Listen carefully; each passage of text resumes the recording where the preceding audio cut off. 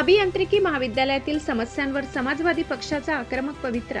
बीड जिल्ह्यातील अंबेजोगाई येथील अभियांत्रिकी महाविद्यालयातील विविध समस्यांकडे प्रशासनाचे लक्ष वेधण्यासाठी समाजवादी पक्षाच्या स्थानिक प्रतिनिधींनी महाविद्यालयाच्या प्राचार्यांना दिनांक 12 ऑगस्ट रोजी निवेदन दिले आहे.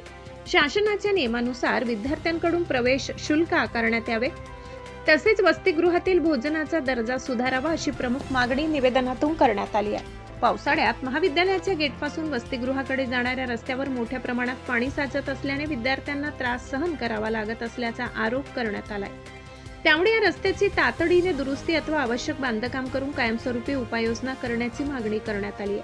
दरम्यान काही सुरक्षा कर्मचारी विद्यार्थी किंवा तक्रारदारांची ओळख बाहेरील व्यक्तींना उघड करीत असल्याची तक्रारही निवेदनात करण्यात आली. विद्यार्थ्यांची सुरक्षितता आणि गोपनीयता लक्षात घेता कायमस्वरूपी सुरक्षा रक्षकांची नियुक्ती करून त्यांना नावाची बिले देण्यात यावे अशी मागणी करण्यात आली. या मागण्यांकडे प्रशासनाने गांभीर्याने लक्ष देऊन तातडीने कार्यवाही करावी, अन्यथा समाजवादी पक्षाच्या वतीने आंदोलन आणि उपोषण करण्यात येईल असा इशारा निवेदनातून देण्यात आलाय.